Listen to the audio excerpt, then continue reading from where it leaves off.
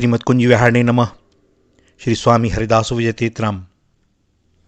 जो पुरुष नाशवान शरीर के द्वारा समर्थ होकर भी प्राणियों पर दया करके धर्म या यश प्राप्त करने की इच्छा चेष्टा प्रयत्न नहीं करता, वह तो स्थावर वृक्ष पर्वतादि के द्वारा भी शोचनीय है, क्योंकि वृक्ष पर्वतादि भी अपने शरीर के द्वारा प्राणियों की सेवा करते हैं। एक समय देवराज इंद्र ने प्रतिज्ञा करी थी कि जो कोई अश्वनी कुमारों को ब्रह्म विद्या का उपदेश देगा, मैं उनका मस्तक काट दूंगा। वैद्य होने के कारण अश्विनी कुमारों को देवराज इंद्र हीन मानते थे। अश्वनी कुमारों ने महर्षि दधीचि से ब्रह्म विद्या का उपदेश करने की प्रार्थना की। जिज्ञासु अधिकारी प्रार्थना करे तो उसे किसी भय या लोभवश उपदेश न देना धर्म नहीं है। सो महर्षि दधीचि ने अश्वनी कुमारों को ब्रह्म विद्या का उपदेश देना स्वीकार कर लिया। क्योंकि अश्वनी कुमार देवराज इंद्र की प्रतिज्ञा को जानते थे, सो उन्होंने महर्षि दधीचि का मस्तक काटकर औषधि के द्वारा सुरक्षित करके अलग रख दिया और उनके सिर पर घोड़े का मस्तक लगा दिया। इसी घोड़े के मस्तक से उन्होंने अश्विनी कुमारों को ब्रह्म विद्या का उपदेश किया। अपनी प्रतिज्ञा के कारण इंद्र ने जब महर्षि का वह मस्तक काट दिया, तब अश्विनी कुमारों ने उनका पहला सिर उनके धड़ से लगाकर उन्हें पुनः जीवित कर दिया। इस प्रकार ब्रह्मपुत्र अथर्वा ऋषि के पुत्र ये दधीचि जी घोड़े का सिर लगने से अश्वशिरा भी कहे जाते हैं।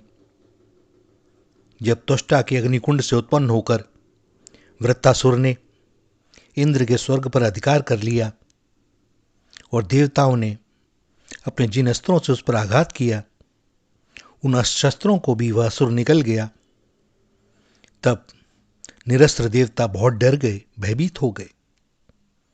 कोई और उपाय न देखकर वे ब्रह्मा जी की शरण में गए। ब्रह्मा जी ने भी भगवान की स्तुति की। भगवान ने प्रकट होकर दर्शन दिया और बताया कि महर्षि दधीचि की हड्डियां उग्र तपस्या के प्रभाव से दृढ़ तथा तेजस्विनी हो गई हैं।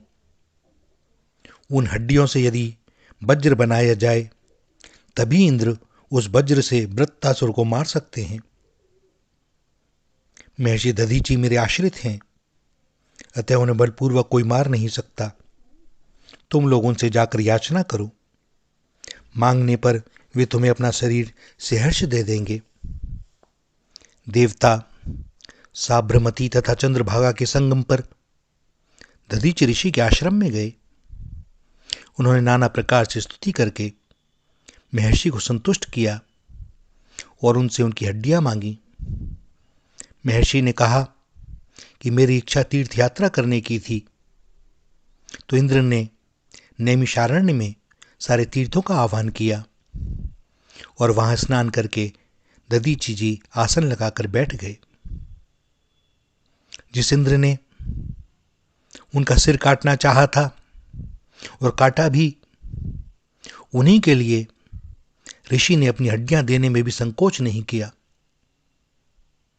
क्योंकि उन्हें तो सबका कल्याण प्रिय है, भगवद इच्छा प्रिय है। अपने शरीर से उन्हें तनिक भी आसक्ति नहीं थी। एक ना एक दिन तो यह शरीर छूटना ही था।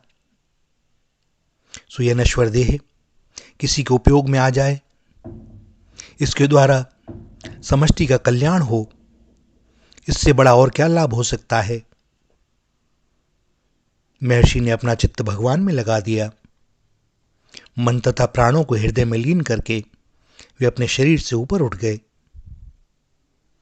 जंगली नीलगायों ने अपनी खुरदरी जीभों से महर्षि के शरीर को चाट चाट कर चमड़ा मांस वगैरह अलग कर दिया। इंद्र ने ऋषि का अस्थि पंजर ले लिया और उसी अस्थि पंजर से उन्हीं हड्डियों से विश्वकर्मा ने वज्र बनाया और उस वज्र से इंद्र ने वृत्त को मारा। इस प्रकार एक तपस्वी के अनुपम त्याग से इंद्र की और देवलोक की रक्षा हुई। भैया, साधुजन सब समय समष्टि के कल्याण की ही सोचते हैं।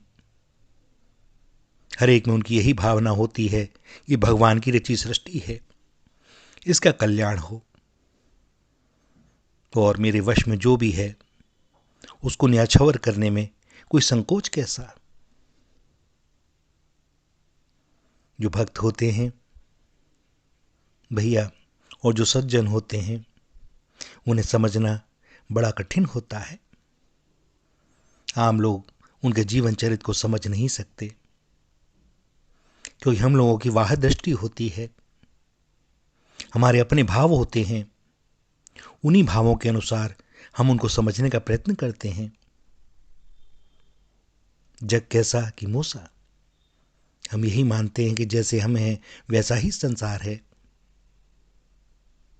भैया, भगवान के जो निजी जन हैं, परिकर हैं, भक्त हैं, वे तो हम सबका कल्याण ही चाहते हैं सब समय सर्वदा। श्री राधा, श्री राधा, श्री राधा।